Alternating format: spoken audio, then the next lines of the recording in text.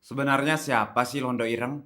Orang-orang Indonesia yang senang mengabdi dan berbakti kepada bangsa lain.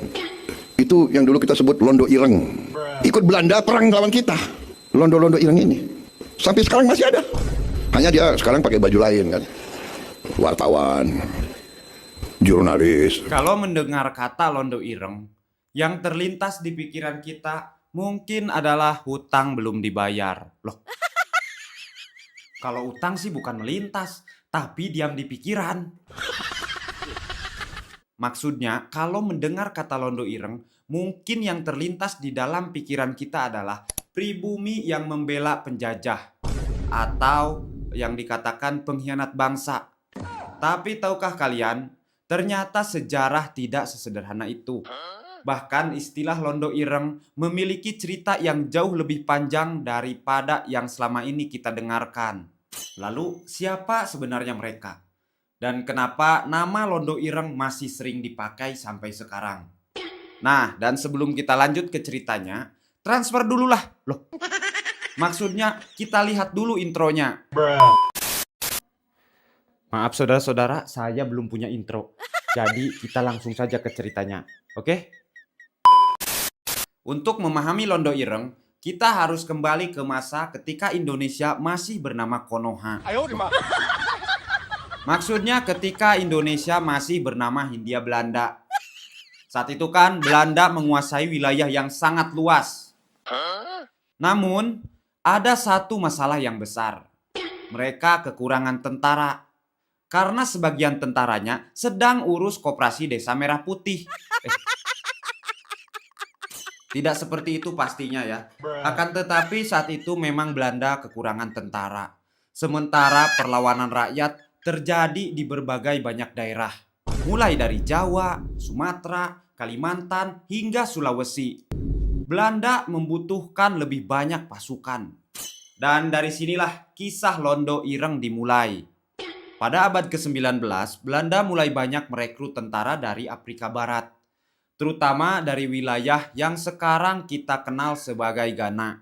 Mereka kemudian dibawa ke Hindia Belanda menggunakan mobil MBG. Loh, maksudnya mereka dibawa menggunakan kapal laut. Gimana sih ini skrip?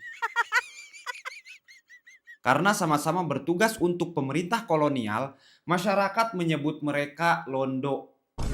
Akan tetapi karena warna kulit mereka lebih gelap, muncullah sebutan Londo Ireng. Mereka menjadi bagian dari pasukan kolonial Belanda dan ditempatkan di berbagai wilayah Nusantara.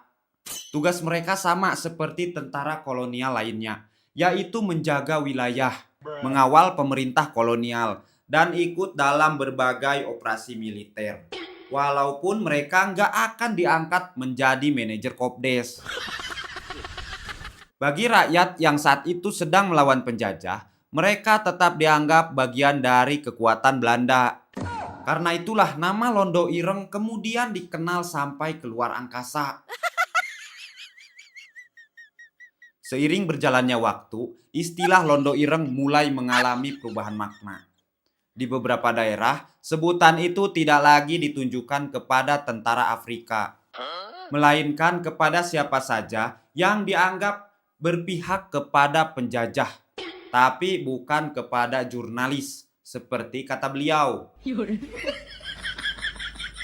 Bahkan setelah Indonesia merdeka, istilah itu kadang masih digunakan untuk sindiran kepada orang-orang yang dicurigai membela kepentingan asing. Artinya, makna yang dikenal masyarakat sekarang berbeda dengan asal-usul sejarahnya. Yang menariknya adalah tidak semua Londo Ireng kembali ke Afrika. Sebagian memilih menetap di Hindia Belanda. Ada yang menikah dengan penduduk setempat, memiliki keturunan, dan memilih hidup sebagai rakyat biasa. Saya akan kembali ke kota saya, Solo, sebagai rakyat biasa. Karena itu beberapa orang meyakini jejak keturunan mereka masih bisa ditemukan sampai sekarang. Wih, bibit-bibit pengkhianat nih. Dan ketika masa kolonial Belanda ini berakhir, peran pasukan ini pun ikut berakhir.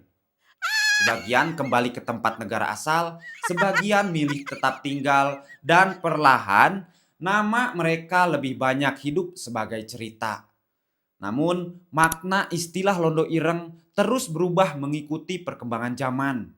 Hari ini kalau kita mendengar seseorang disebut Londo Ireng, belum tentu yang dimaksud adalah tentara Afrika pada masa kolonial. Seringkali istilah itu sudah berubah menjadi ungkapan atau sindiran, seperti yang dikatakan beliau di awal. Kalau menurut kalian, apakah istilah Londo Ireng masih relevan digunakan sampai sekarang? Atau kalian mending pilih istilah baru yaitu Antek-antek asing. coba tulis pendapat kalian di jidatnya masing-masing. Dan jangan lupa transfer dulu lah. Loh, maksudnya subscribe dulu lah. Yang nonton puluhan ribu, yang subscribe nggak ada. Penonton macam apa ini?